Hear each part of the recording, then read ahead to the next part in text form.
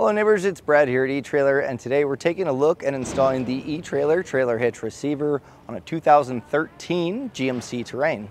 This is what your hitch is going to look like when it's installed, and you get a nice clean look. You do remove this panel and it won't go back on, but it does sit pretty well here in the bumper, and most of the hitch is pretty well hidden, so you do get a clean look and the usability of your hitch.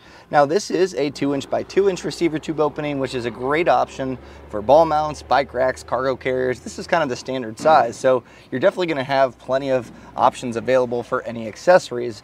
And your accessories, all of them will stay in place with a 5/8 pin and clip, and the hitch does not come with a pin and clip.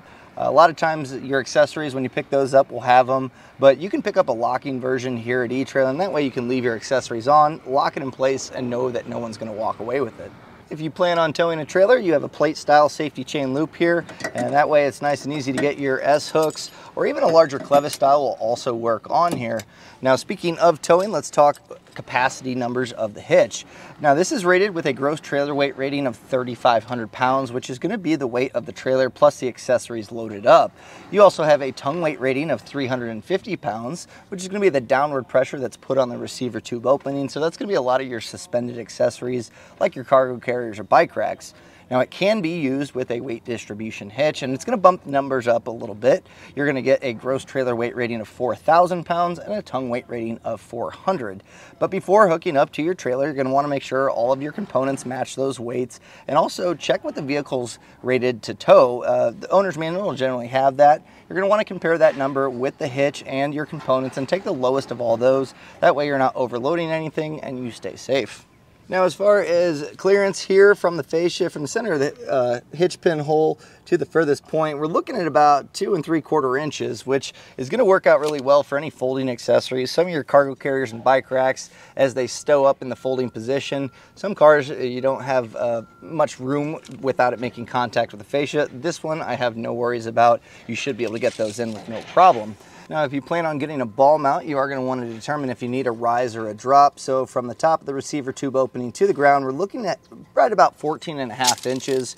So that way you can measure your coupler of the trailer and determine that rise or drop necessary. Now, as far as installation goes, this one is supposed to be pretty straightforward because there's going to be 4 bolts that go into factory weld nuts and 2 bolts that you fish wire through, which isn't that bad. The problem is these cars are notoriously known for having rust built up in the weld nuts if you don't have factory bolts in there. So you do want to make sure that your hardware is going to pass through before getting your hitch up, and it may require getting a tap to clear those out. So I recommend maybe picking one of those up, test your hardware first, and if yours is pretty bad, you're gonna wanna soak that with some penetrating oil and really knock that loose. But other than that, the installation's really not that bad as long as those don't give you too much trouble. So let's take a look at that. To begin our installation, we're gonna go ahead and get this center portion removed, and that way we're gonna have clearance for our hitch to go up. There's just going to be 2 clips kind of tucked right here. We'll just pinch this down and just kind of put pressure to kind of get this to pop out. And then this back clip has this tab, just kind of lift there. And with this side taken off, we'll do the same on the other and get this removed. Now on this side, there's actually only the one bottom clip here.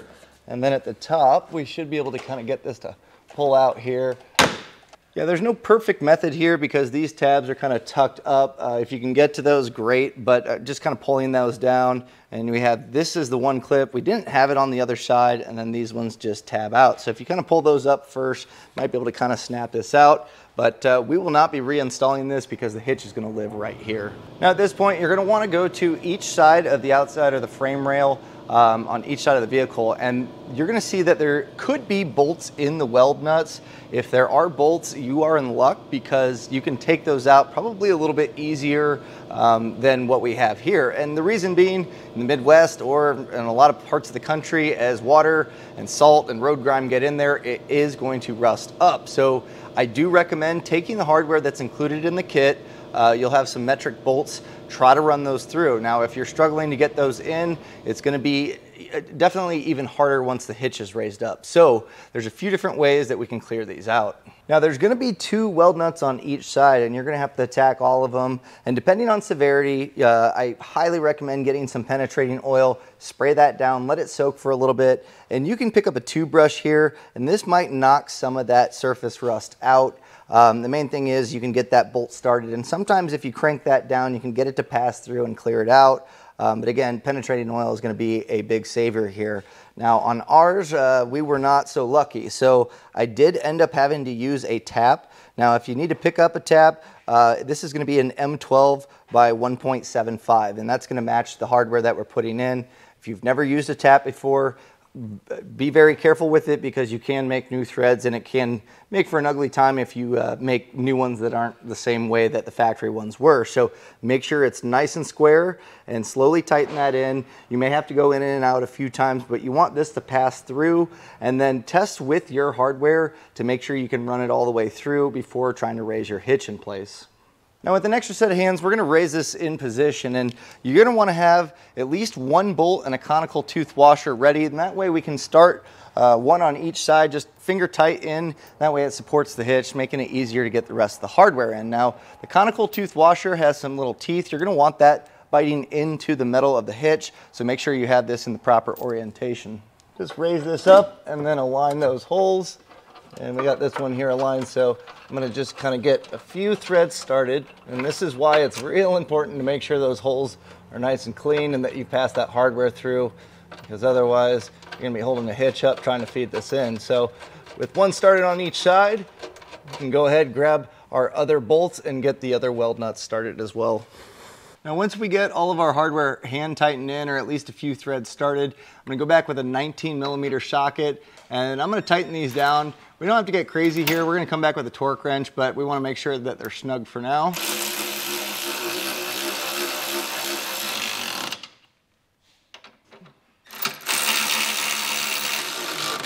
So go through and get the other hardware tightened down as well. Now when you're snugging down your hardware, the holes are slotted, so it does have a little bit of play in the hitch, and you're going to want to check to make sure that the holes on this plate here of the hitch are going to line up with the holes in the frame, because we're going to be passing hardware through there. So if you need to, you can loosen those bolts up a little bit, and using a dead blow hammer just kind of get these knocked into place. You can also use something to, like a punch, to put in here and just kind of even it out. But the main thing is you want these lined up to where we can pass that bolt through. So now we need to get our carriage bolt. It's going to pass through those holes that we aligned, but we need to make sure that we're getting it all in the proper orientation. So we have one fish wire, so we're going to be reusing this. So what we'll do is we'll pass this through our hole, and that way we can feed it out of the bumper beam, attach our hardware, and then pull it in. But this is going to be a little bit tricky, so putting a little bend here to kind of push it through is definitely going to help. Sometimes putting a little bit of a Z will also kind of help move it along. So we'll just push this up and then just push this out until that coil then comes out of the bumper beam. Now again, it may get caught on some stuff in here, so you might have to jostle it a little bit. Now it doesn't leave us with a whole lot of extra on the tail end, and we don't want that to pull through, so if you need to, you can put a small bend on that. And that's just going to help prevent it from pulling through. We'll take our spacer block that we have, and first we're going to feed that through over the coil, and then you can just kind of push that in the frame rail, and then your carriage bolt is going to thread onto that coiled portion.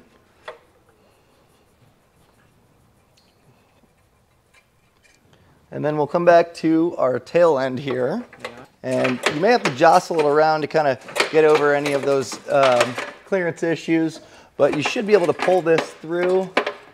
And again, you may have to just kind of move that around, and you want that carriage bolt to seat in that spacer block. And at this point, uncoil your fish wire.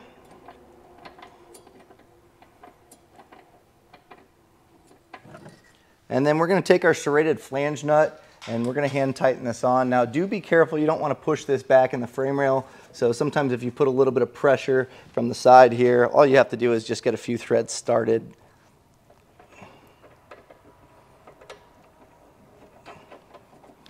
And then we're going to repeat the same process on the driver's side as well. It's going to be exactly the same. So go ahead and get that hardware in place. So we're going to go ahead and tighten down our carriage bolts here. Now this is going to be a 3/4 inch socket that we're using on the flange nuts. And you, with an extension, I can get to it here. You might need a swivel. It's kind of an odd angle, but we'll go ahead, get this tightened down. And again, we don't have to get crazy here. We are coming back with a torque wrench for all of our hardware, so the main thing is we're just getting it snug.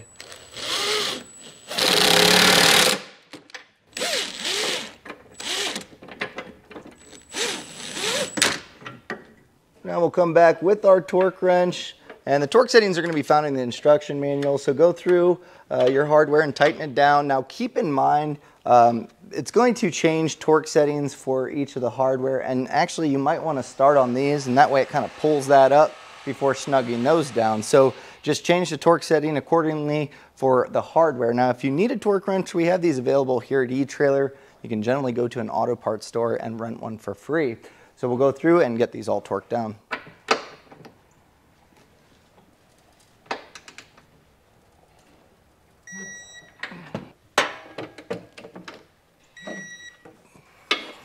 With all of our hardware torqued down properly, all that's left to do is load up our accessory and hit the road. And that was a look and installation of the eTrailer trailer hitch receiver on a 2013 GMC Terrain.